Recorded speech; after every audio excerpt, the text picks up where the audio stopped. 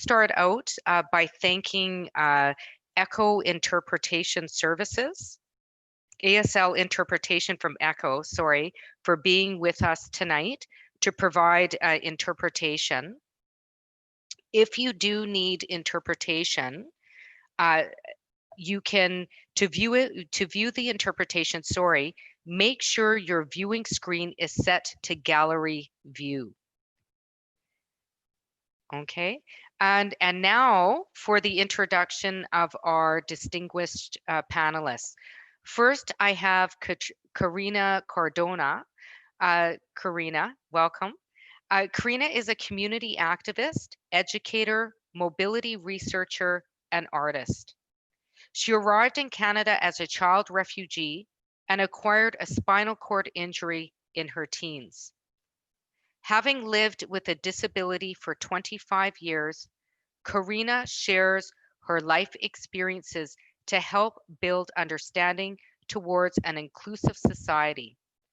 Karina and her partner relocated from Winkler to Winnipeg during the COVID-19 response. So I'd like to welcome Karina on the panel today and also to Winnipeg. Welcome to Winnipeg. The Thank you. next, yes, welcome. The next panelist I'd like to introduce is Michael Prince. Michael Prince teaches social policy and public health at the University of Victoria in BC. Active in the disability movement for over 25 years, he is currently on the Social Policy Committee of the Council of Canadians with Disabilities and a member of the COVID-19 Disability Advisory Group created in April by Minister Qualtrough. He is also the board chair of the Community Living BC, a provincial crown corporation that funds, supports, and services to adults with developmental disabilities, as well as individuals who have a diagnosis of autism spectrum disorder or fetal alcohol spectrum disorder. He is the author of books including Absent Citizens, Disability Politics and Policy in Canada, which was published in 2009, and Struggling for Social Citizenship, Disabled Canadians, Income Security, and Prime Ministerial Eras in 2016. Lastly, we have my good dear friend, Ellen Makowicz. Ellen Makowicz has a wide range of experience working on disability policy in the public and nonprofit sectors and has served on several community advisory committees and boards of directors. Ellen is a resident of Winnipeg Centre, and I'm really happy to have Ellen here today. This actually grew out of a discussion I had with Ellen, and now we're here today. So I'd like to give a warm welcome to Ellen and Michael and Katrina. Before I get started, we get started in the discussion as well, I'd also like to give a special thank you to Carlos Souza and Rhonda Weeb, who were instrumental in helping organize and plan for this, as well as Madrin McGilvery, one of my team from our office for helping organize this today. I also want to acknowledge that the interpreters that we have here today. When we decided to have the panel, one of the things that we explored is how to make this panel more accessible. As we move into the time of COVID-19, many things have shifted, and we cannot lose sight of the need to make sure that everything we do, whether it's a panel or whether it's meetings, that we ensure that it's inclusive for all. So I'm so pleased, very pleased to have interpretation here today. It's something that shouldn't be a special event. It's something that should happen all the time, and let this serve as a model. So today we're going to have a little bit of a different format. Um, we have all sorts of hellos here. Um, if you have any questions, please feel free to send us questions in the Q&A section, and we'll have our panelists answer. Um, and as we proceed. So just to begin, I just thought I'd give some time for the panelists to talk about it's COVID-19, uh, the recognition of disability rights as human rights is a continuing concern prior to COVID and after COVID. I just wanted to hear just off the cuff some of your thoughts on what you feel are the most critical issues right now, pre-COVID and now during COVID, that are impacting the human rights of persons with disabilities. So maybe we'll start with you, Alan. Would you feel comfortable starting with that? Sure. Yeah. In terms of, overall, pre-COVID times, if you want to call it that, I think, one of the main issues is that despite having our rights enshrined in the Charter of Rights and Freedoms, the UN Convention on the Rights of Persons with Disabilities, and the Accessible Canada Act, which is the latest piece of legislation, we're still left behind on a lot of public policy issues. And, as COVID as we've been in these COVID times, it's surfaced a lot of those issues that we've been where we've been sort of invisible on certain issues, and we're bearing the brunt of a lot of the public policy decisions that have been made up to this point. So those are the things I think a lot about. Okay, thanks very much, Alan. I just before I move on, I just wanted you to expand on that when you're talking about the COVID response bearing the brunt of a lot of policy decisions. Can you give us some examples in terms of how it's impacting day to day? What resources are needed? How has the response been? Yeah, well, I think one of the major things we've noticed is that over 80% of the COVID deaths in Canada have been in long-term care homes. That's a huge public policy issue. I think Canada has an over-reliance on long-term care facilities. And, we've seen the result of that, unfortunately, during COVID. I think one thing we've pushed for historically has been deinstitutionalization and, more community-based care. And, maybe if we had systems like that in place, we wouldn't have had such a tragic result from COVID. Yeah. Thanks very much, Alan. Maybe we'll move to Karina. Unmute.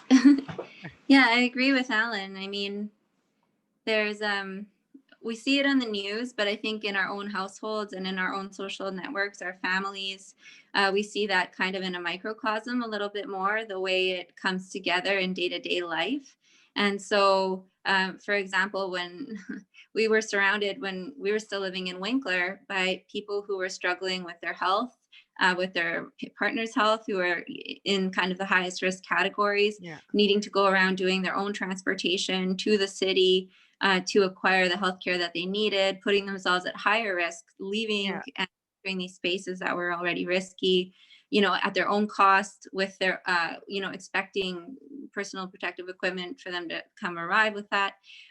We have families who have always been an essential part of healthcare. The healthcare system doesn't work without families. It's they who do a lot of the support emotionally, physically. It's showing up within medical spaces of care that enables people to live a higher quality of life, or like a more, more responsive to their needs in real time and over the long term. And so that's been changed into how each province has dealt with who can come in and out of these spaces as well, the institutional spaces, and then also who goes in and out of people living in the community as well, in terms of home care, and how those services have been cut down. So not as a federal issue, but as a provincial issue, limiting showers that were, some people had only one shower already, and now we're being cut down from 2 to 1 shower a week. And sometimes there's just such a huge policy disconnect between policymakers and people living this way. Hard to accept that that's what they would accept as dignified. My dad works, for example, in an emergency shelter for kids, and he has for the most part of my life. And they don't get to choose who's working with them or how well they're protected. Some of them have very significant disabilities, and the staff there aren't trained as healthcare aides. They don't really know how to attend to some of those needs. It increases the risk for everyone. And all of these things happen because they're children. Those decisions get made on their behalf as well. And so, yeah, I just think that the landscape of how care is offered has really changed, and how care needs are being kind of discussed is one of those things where it's really we've started really pitting needs against one another. And we've also really started to say, well, if you're the ones that are dying the most, then let's just make sure to keep you separate. And if you're at the highest risk, then you should just stay home. And so when I see those conversations happening online or in the news, it tells me that there's an erasure actively happening, where people are actively pushing for erasure rather than inclusion. And that really troubles me, because that it's really hard to be told to just stay home all the time when what we're fighting so hard for a lot of the time is to get out. So I just want to echo that of Alan's as well. And then in the rural context as well, just that each community responds differently. There might not be the same availability of resources as you have in cities in terms of responsiveness. And there's also a delay in procurement of goods. And so people are expected to chip in a different way, but I don't really see a lot of policy decisions accounting for that rural-urban divide or difference. So there's a couple of, before we move on to you, Michael. Ellen and I have had many discussions. And you brought up a point about people are trying to keep you in, and you're trying, and I think that's done explicitly through stating that, but there's also all sorts of quiet ways that are very loud that they do it. And I know, Ellen, you brought up, I was reading your Twitter, and you were talking about accessibility to sidewalks. So like even prior to COVID, limiting people's mobility, even by, construction on the streets, limiting people's ability to get out. And just, I don't think a lot of Canadians are aware that when we talk about home care, that also includes members of the disability community. And I don't think a lot of people are aware that, things like, although provincial, I mean, we are all responsible to look after each other, that people are limited to one bath a week. And I don't know a lot of people that would find that acceptable. And I'm wondering, why that continues to be acceptable for certain communities, including the disability communities. I think it's abhorrent, and certainly a violation of basic human rights. So I thank you for your comments, and I'm sure we'll continue to discuss that as we move along in the panel. Michael. Thank you, Leah. There's so much to talk about. First of all, I just wanted to say I'm calling in from my home here in Victoria and Vancouver Island. I'd like to acknowledge the traditional territories where I live and work, which are the Lekwungen speaking peoples, which today are the Esquimalt and the Songhees First Nations. And I want to acknowledge that with gratitude. So just quickly, pre-COVID, I think we'd all agree that, as you were just saying, the realities were unmet needs, segregation, high unemployment, extensive poverty, stigma, negative attitudes, segregation in a lot of people's lives. And just to pick up on what you were just saying, Leah, kind of a benign ignorance of a lot of Canadians about the true state of living conditions and challenges every day for millions of Canadians living with disabilities. I think what COVID has done is highlight some of these, bring them to a little more attention. There may be an opportunity, therefore, because perhaps more Canadians are now realizing and reading and learning and hearing about.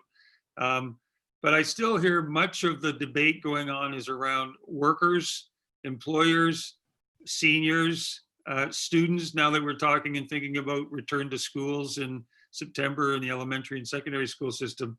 Now, all of those groups have people with disabilities amongst them. And so we need to somehow do a better job at doing an intersectionality or cross-cutting themes.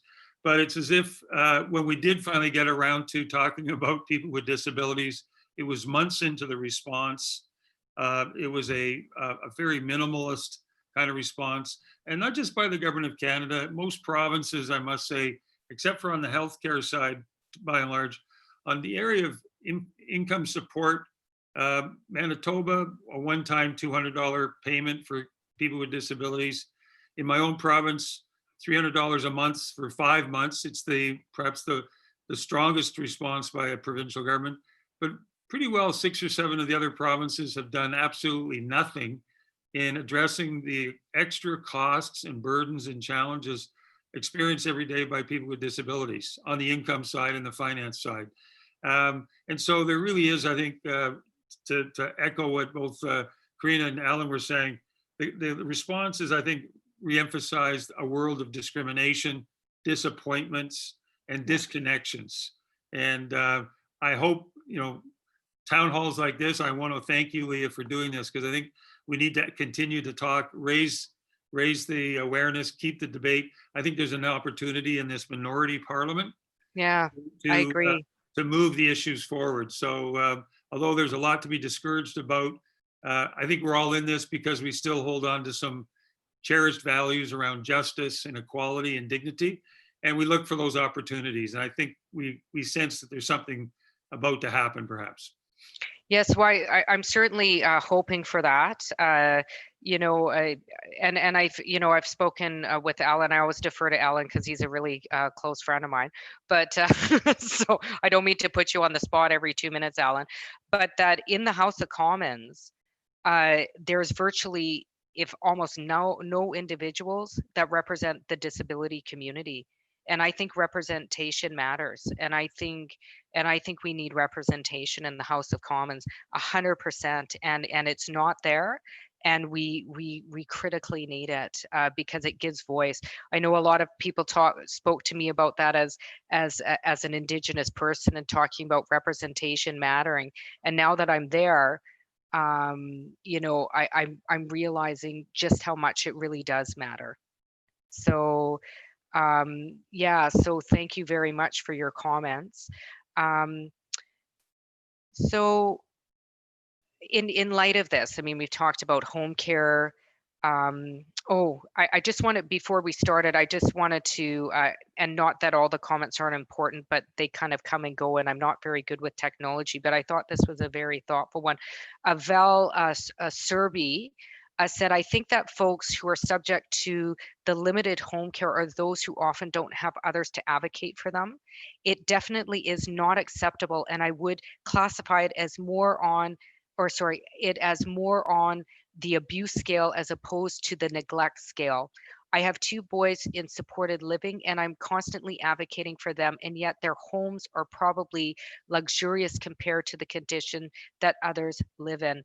And I think going back, and I think all of you mentioned it, this is a human rights issue that is going on in our country of Canada, and that does not provide the minimum human rights to ensure that all persons can live in dignity, including persons with disabilities. So in saying that, what are some, if you could comment on specific policy areas that the government needs to work on, whether it's now during COVID, like pre-COVID, post-COVID?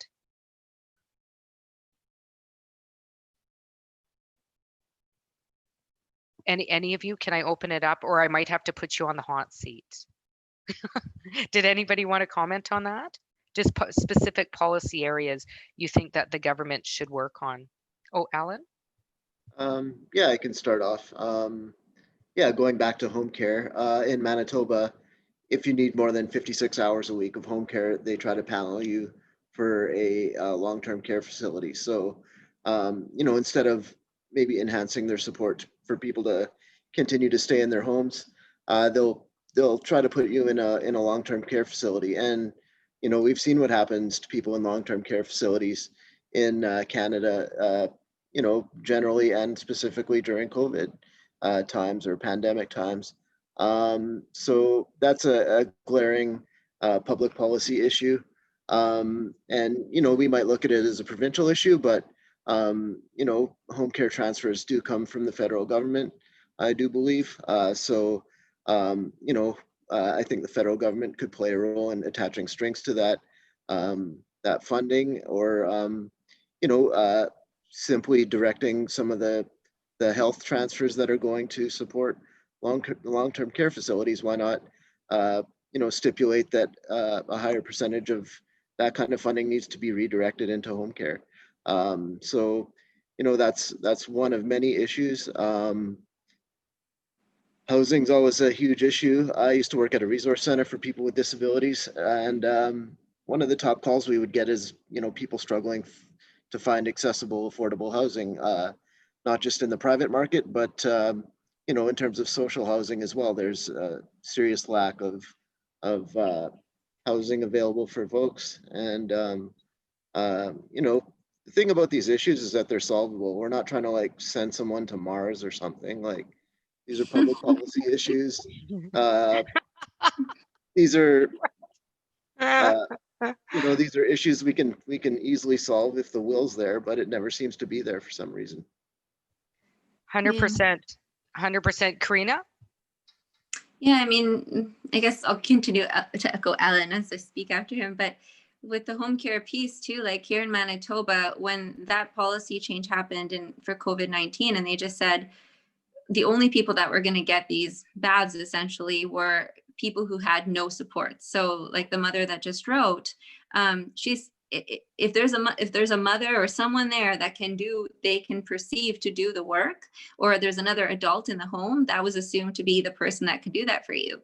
But I mean, not everybody has the capacity or ability to bathe, and neither do they have, like, in Mia Mingus calls it forced intimacy with like caregiving sometimes, but not everybody has the relationship to accept a bath from somebody else in their household. And we're not even considering what other pressures and responsibilities that other individual has, nor that they maybe have the supplies that they need disposable to them. And so I think we do create a real safety issue when we don't consider like the intersectional approach that Michael is talking about, because we're not considering, the who, the how, the where, the why. Like if we just keep kind of doing this top-down administrative kind of telling people of what they need to be doing without asking how they already do it, and what the limitations are there, what the opportunities are.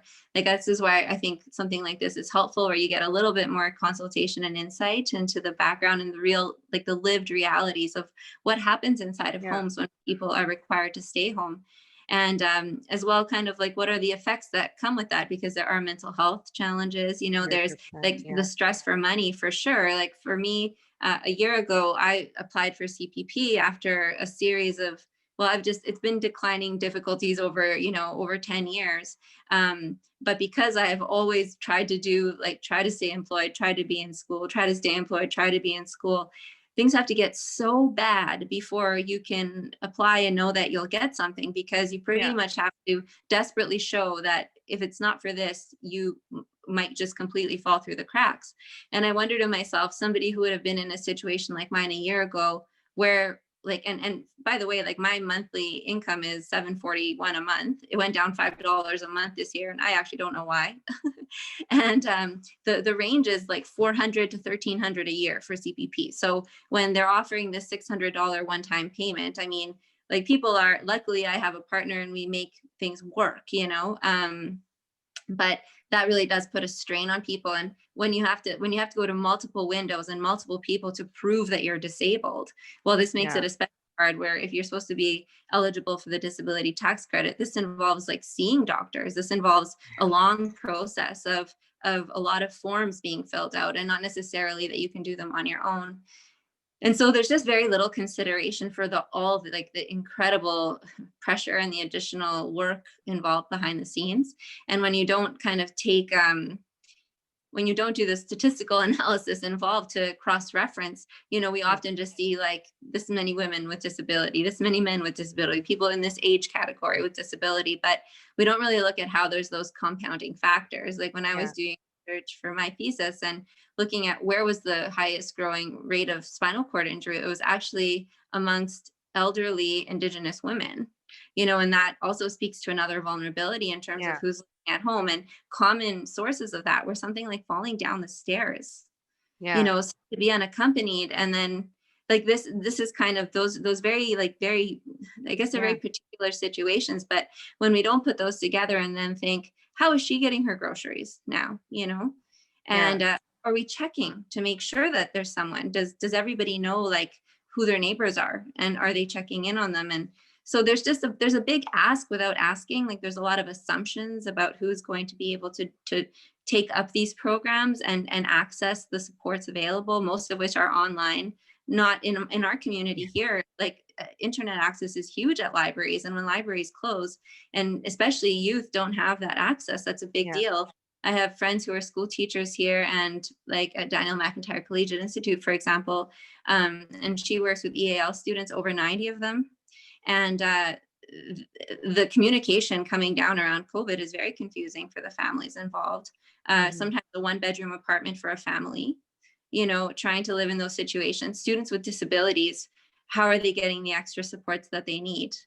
And so like there's just always, there's everything else happening, and then but what about the people with disabilities, you know? And I just don't see that question asked or answered very often right now. With housing for ourselves, like we were renovating a house and trying to sell it, and we sold it like the weekend before the shutdown, pretty much, which was so fortunate. But when it came time to moving, we actually had to ask for the buyers if we could delay the move time, because now we couldn't view anything, and people were doing virtual showings. But I have a mobility disability. I need to know how I can move through a space. A virtual showing does very little to help me Right. understand whether or not I can live somewhere safely and Yeah. well, you know? And so it's always that like added on piece. And so I'm glad in some ways that policies right now aren't mandating things like masks right now. We're not mandating that yet, because unless we figure out the who and the how and the when and all that, you know, about who can do this, it's going to be really challenging then to enforce some of this. And if we don't have the supports in place and there's enforcement happening, I think there's going to be real disadvantages to people with disabilities, because for sure we're going to get, you know, not included in that again. So Yeah, I thank you for your comments. And I think there's a tendency in this country. I know Canada talks about, you know, how it upholds human rights and touts things, but Canada actually has a history of human rights violations against all groups of many groups of people. And there's an erasure of people when they don't fit in to this kind of Canadian story. And yeah, I mean, it's concerning, and I think I've certainly seen that during COVID, in terms of the support or no support that really came out during COVID to ensure that disabled persons could live in a dignified, safe way. And it's concerning, and I think it was bad before, and it's just my opinion, and I'd like to hear your thoughts on it. But I think it's gotten even worse. You mentioned an income. I just proposed a motion for a guaranteed annual livable income with wraparound supports. So it wouldn't be in lieu of, but in addition to existing supports. I just saw a reason I bring that up is you spoke about a livable income. And I think this is a critical issue because, you know, if you look at the government, they have all sorts of money for corporate bailouts. They've given millions. They have offshore tax havens.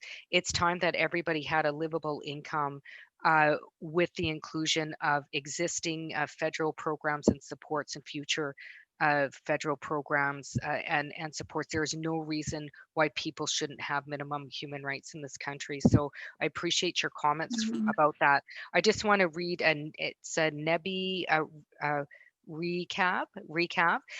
She or he says, pre-COVID, both the federal and provincial government need to work together to ensure that those who are disabled and unable to work receive a livable income. The main problem being that the cost of renting an apartment that has been allowed to skyrocket over the last 6 years. I think this is where a majority of the issue comes from in terms of affordability for all low income people, but especially those with disabilities. 100%, we have a housing crisis and we need more investment in accessible, affordable social housing. So yeah, thank you, Karina, and thank you, Nebi, for your comment. Michael. Yeah.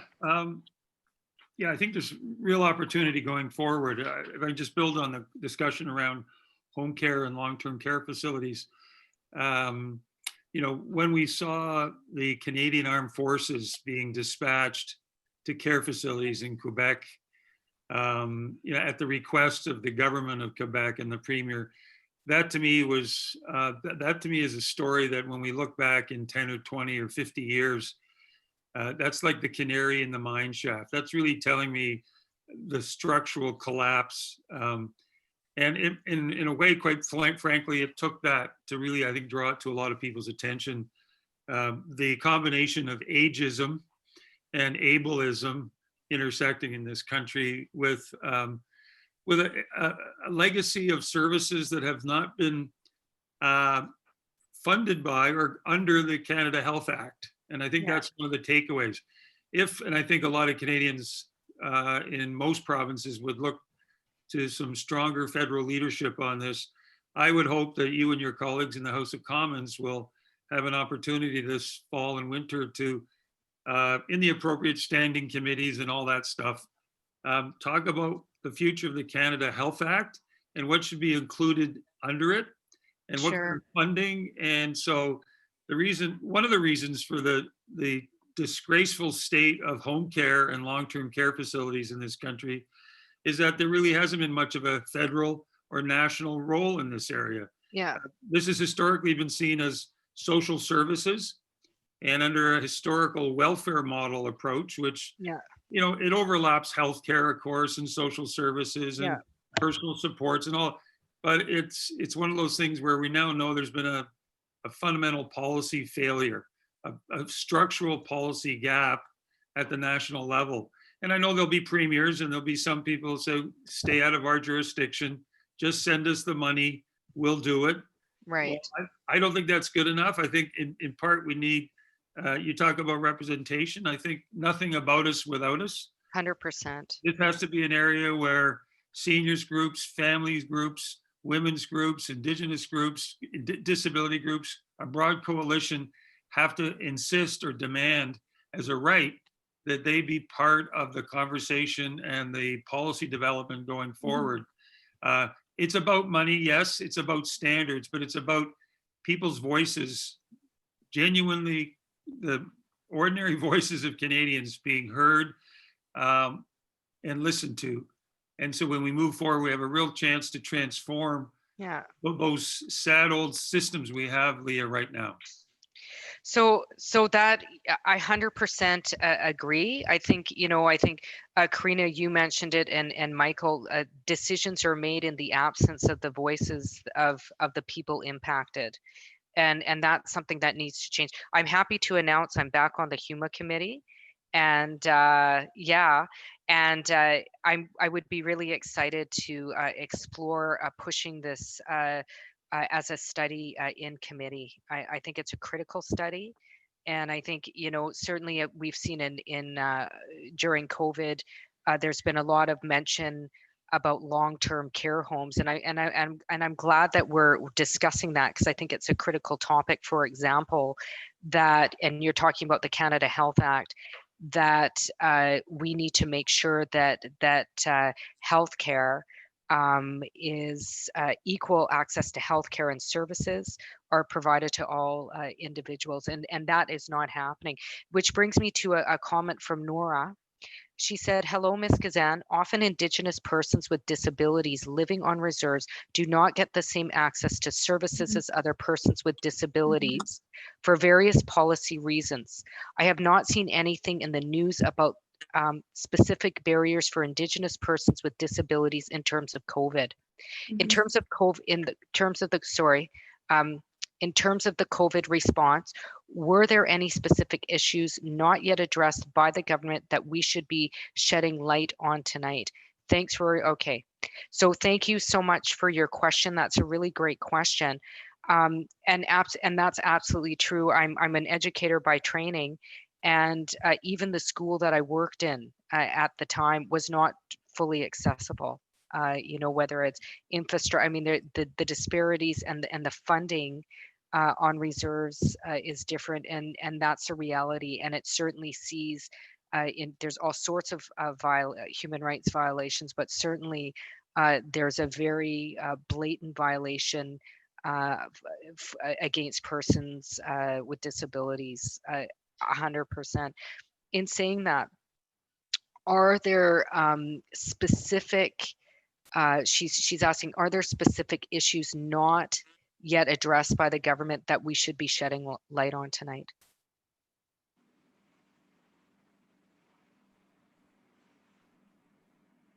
Any takers? Well, there's the, if I can just speak up, it's Michael here. Sure. There was not a well publicized, but there was in all those announcements coming out of the federal government around assistance, there was mention of the on-reserve First Nations social assistance programs. Yes. And that, I'm not an expert in this area, so there's a couple of questions I had was the amount and whether it was really adequate.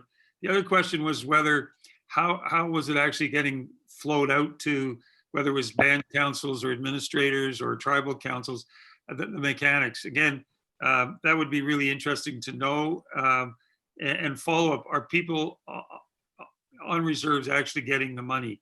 Yeah. And you know, is it getting clawed back or offset, or how? I've heard no follow up from when the first announcement was made. Probably, I think it's probably close to 2 months ago now. So Right. I'd be so like the person who wrote in. I know a little bit about it, but I'm still in the dark about a lot of it myself. Yeah. Okay. Thanks. Thank you. Any other comments, Alan? Or Karina? Yeah, I'll just follow up on what Michael was talking about. In terms of any relief for people living on First Nations, I haven't seen a lot. The amounts that have been announced have been very low from what I can tell. And, you know, if you look at, you know, pre-COVID times, there is a link between things like environmental racism and disability, if you think about what's happening on Grassy Narrows and things like that. 100%. You know, we definitely we've completely failed as a, you know, as a society when we let things like that happen. Yeah, 100% agree, Alan. Totally agree with you. Karina? Well, I guess all I notice is that it's most of this is very remedial and it's not proactive. And so we're not really looking to find out what those needs are to keep people safe. And just because you probably end up needing, like, people coming in and out of your home for help, for example, you're just exposed to more than you would be otherwise. I don't know what the travel restrictions are for people entering their communities or not. I haven't seen much in terms of like direction or protocol, or even just the acknowledgement of community-based responses, like how are communities responding and how are they keeping people safe? Because we haven't really seen an outbreak, right, on a First Nation yet in Manitoba. And so maybe we have some really good lessons there. Like maybe we can learn something, you know, and in that sense as well. And so I actually feel like it's more, for me, it's been one of those areas that I really haven't heard much about. And so then when there's a silence, it also tells me there's maybe something, like maybe there's a lot going on, maybe there's not a lot going on, but it's something to kind of look for. In terms of work opportunities, I don't know how that's changed for people on reserve as well. Mm-hmm. Well, yeah, it's certainly in Manitoba, the underemployment rate is pretty high, like 80 to sometimes to 95%. So it's pretty bleak for sure. This question is actually specifically for you, Karina. It's from Jerry. The question is, many share similar stories such as yours. Mm-hmm. 4 years ago, when I lost my leg and my income, the support I received was so poor, I tried to take my own life. I'm sorry to hear that, Jerry. Mm-hmm. Why is it that so many share the same stories, yet it appears that no one cares? Do you have anything to share, Karina? Well, I think it speaks to kind of the neglect that Alan was mentioning and that Michael has reiterated in terms of we fall through the cracks because policy is usually kind of, it's very it's reactive, it's responsive. It's also, if it's there, it's for just enough. It's really hard, I think, especially for people who, the majority of people who live with disability grow into disability. Like a very small amount of people, like less than 10% of people that most people acquire disability is what I'm saying. And so throughout the course of their lives, and it's not always just seniors, it's throughout the course of your life. And so I'm also sorry to hear about, the struggles that Jerry has experienced, because they make you question everything about who you are and why you're being treated this way. And it has a lot to do with the loss of all that citizens receive and are expected to do in order to receive the benefits of citizenship when you're able-bodied. And that's kind of what citizenship is scripted around. So for my classes at U of M, we actually rent Absent Citizens of Michael's. And he talks about how, just that policy is more of a it's reactive, and it's within an economic context. And if we can't figure out how to put that together, we kind of just don't do it as well for people with disabilities. So the issues that Jerry's experiencing, those kinds of losses, like you're expected to have all kinds of private insurance. It doesn't make up for everything that you have.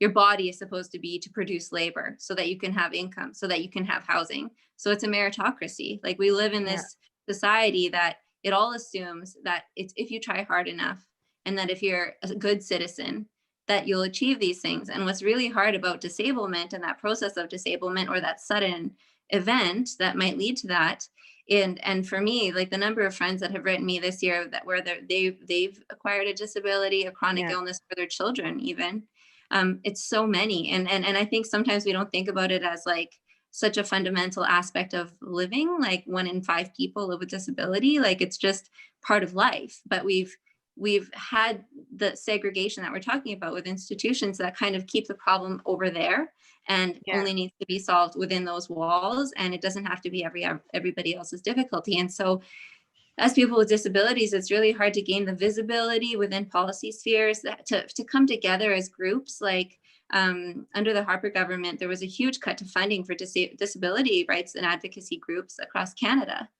And so a lot of the groups that had come together to work together on policy had to come apart because they couldn't handle the administrative overhead. And you can't just expect disabled people to volunteer for everything all the time, just because the idea is that you're just at home waiting around for something. Like I don't, with unemployment maybe being lower, but so it's really hard to finally be treated in that way, to be receiving the treatment that feels like less than you might be accustomed to. But it kind of the segregation aspect of that's so important to know, is that so long as we institutionalize people, we aren't really trying to figure out how to work together in community, in our cities, in our province. And so we try to shut the problem out. But so long as we try to build people into the conversation and into community, we learn what those specific needs are. And it's kind of seen as a handout instead of as a fundamental need. For me, with like the seeing your motion, like for a guaranteed livable income, I think would have completely changed my life. In 2011, I had a number of falls and a concussion. My debt load tripled that year because I just didn't know how to keep my life going and also be healing at the same time. I got into grad school. I still had a need I had great funding in terms of like a SSHRC scholarship, but I still had higher costs related to my disability. And so that, because I earned the SSHRC, it precluded me from being able to apply for a student loan. So you couldn't do that either. And then I tried to work for a student teaching assistant position, and I couldn't keep up. Like I was going to fail my first course because it was all just too much effort. So a lot of these programs and policies are just not set up with the consideration of disability and looking at what your life looks like. And if you have a median of some sort of a cushion that you could step from or bounce into life with, I think it would make such a difference into letting people know they're valued. And at this moment, there's such a huge devaluing when your body isn't doing and your mind isn't performing in the way that it's expected. And so one other area we haven't talked about a lot is around like psychiatric disability and mental health. And the messaging around COVID right now is so huge and overwhelming and confusing. And also the number of people that live with after disability that are experiencing homelessness is huge. And Yeah. so we're also not looking at like the more difficult situations that we're putting people into when this messaging is coming through. Like, you need to have the technology to be able to scroll into stuff and listen to stuff. It's not just posted somewhere or communicated directly to you. And so Yeah. the risk increase there. That was just something not related to Jerry's comment, but that's one thing I think I've just really been thinking a lot about now that I'm back in Yeah. Winnipeg and in the West End. It's like, Yeah. you know, this is a big issue. Yeah, 100%. And that's one of the reasons I think, you know, if we're successful, you never know. I think it's we're going to have to fight hard for it. If there is a guaranteed basic livable income that's put in place, it cannot be a replacement for current and future support programs that Yeah. are in place. It has to be in addition to. And I know that's been a critique or a concern when people see a guaranteed basic livable income. And I think the way you've articulated it, Karina, in terms of, you know, more expenses, you have to take those things into consideration in terms of cost of living expenses for disabled persons. I think it's I think we cannot pretend that that does not exist, and we need to respond to it. So I appreciate that. Gary wrote, Canadians with disabilities are still waiting to get the disability tax credit. All talks, and when will the Canadians with disabilities receive it, and is the $600 enough? Can you comment on that? I have my own opinions, but you know, I'm going to keep them to myself for my alone time today. About that one, I have a lot of opinions, but anyway, anybody? Michael? Yeah, so the federal announcement finally came through and passed, as you well know, a $600 one-time payment. It's meant to be an automatic payment, so there's no application process for those people who already qualify or eligible for the disability tax credit. Those people on Canada Pension Plan Disability or the Quebec Pension Plan Disability, and for people who are on a variety of Veterans Affairs disability-related services supports.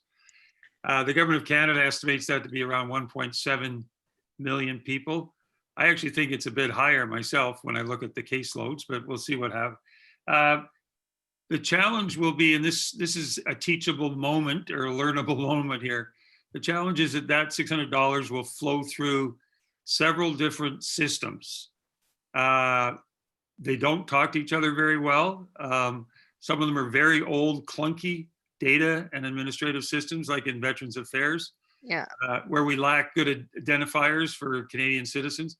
So the reality is that the payments will probably go out over several months, and some will get it sooner than others, depending on whether they're DTC eligible or not. And so that will add to the continued frustration and confusion of a lot of Canadians with disabilities. You know, if a second wave of COVID hits this fall, and that's what a lot of health medical officers are predicting, the anxiety will increase, and there'll be some people still waiting for their first check, even though millions of Canadians will have had checks for many, many months, whether that's CERB or EI or a wage subsidy.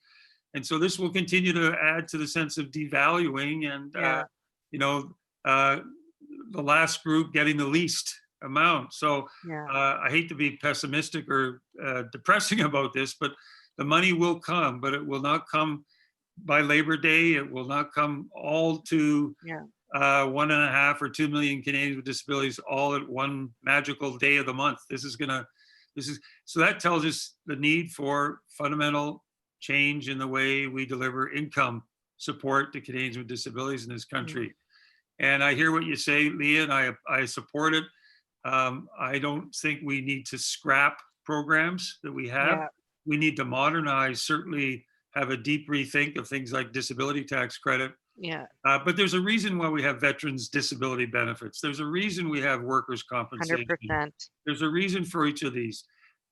we can't all throw them all in one pot and get rid of them. That to 100%. me is too crude a solution. We need to be more imaginative and bold, and that's why I would hope that. And I'm delighted to hear you're on the HUMA committee this fall. I would love to think that that group, that committee you're on, could be tasked with looking at what a livable, adequate monthly cash benefit program would look like at the national level for Canadians with disabilities. That could be part of a larger conversation about a universal basic income. Yeah. But I'm here to talk about Canadians with disabilities, and I think there's millions. This isn't a small little group of Canadians. So I think there's a chance to dream big and to raise our voices. And because I think this has been a messy and frustrating last 7 or 8 months. We lack the tools at the federal level. And I've been frustrated to see that most provinces have not stepped up. Yeah, 100%. And we need to do better. And part of this will be federal provincial, and that's always complicated. But the federal government has clear jurisdiction within income security. And for Canadians with disabilities under the Charter and under the UN Convention, there's no 100%. question they can act. So I'll just stop there.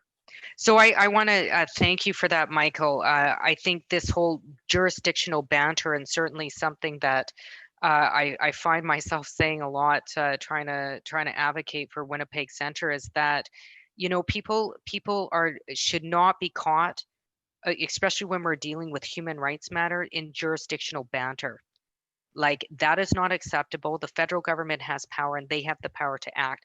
And I don't like this passing the buck on the backs of people that need support and also are entitled to that support to be afforded minimum human rights and to live in dignity. Anyway, I could go on for a million years. And, with this, the $600 tax credit,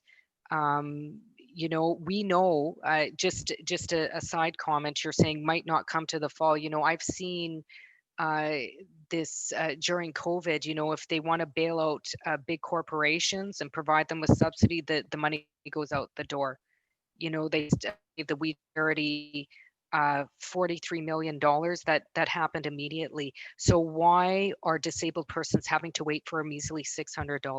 Mm-hmm. And I think that needs to be questioned, because first of all, that's a real insult, and secondly, the fact that people have to wait is abhorrent, in my opinion. I told you I'd keep my feelings to myself, but I was so upset about the announcement after people having to wait for Disability Week, of all things. That's actually what motivated me speaking to Alan and imagining and working with Carlos and Brenda and saying, we need to have a panel. Like, this is just totally unacceptable. Homelessness and disability is a huge issue, somebody said. Certainly in the riding, maybe we'll leave this as a last question before we do Jerry Springer final thoughts, but certainly in the riding of Winnipeg Centre, homelessness is a massive issue, and homelessness for in the disability community, within the homeless community, is a huge issue. I want to hear some of your thoughts around that, in terms of what you think are the urgent government responses necessary to respond to this matter during a pandemic. If anybody wants to take that question. Alan, I'll give it a shot. Yeah, there was a recent news article stating that 50% of people who are houseless are have brain injuries. So there's your link between disability and homelessness right there. Yeah. How do we fix that? Housing first policies, they've been shown to work. Housing policies with wraparound supports. Yeah. I think a guaranteed basic livable income would definitely help. Also, decommodifying housing if possible. Yeah. There's multiple policy instruments we can use. Again, if the will is there. Yeah. As I said earlier. 100%. And as we've learned during COVID, we do have the resources. It's about choice. So I'm on the same page as you are, Alan. Karina, you had, oh, Alan, you had one. Sorry, Alan. Oh yeah, I was just gonna say, if we can magically find billions of dollars to keep the economy going, out of thin air, I'm sure we can find, whatever amount of money it takes to give people a roof over their head and, give them a dignified living. 100%, 100%. Let's keep pushing. Okay. Revolution is here. Let's do it. Okay. Karina. I mean, I think so in Manitoba with our current conservative government, it feels like that we're bounds away from that.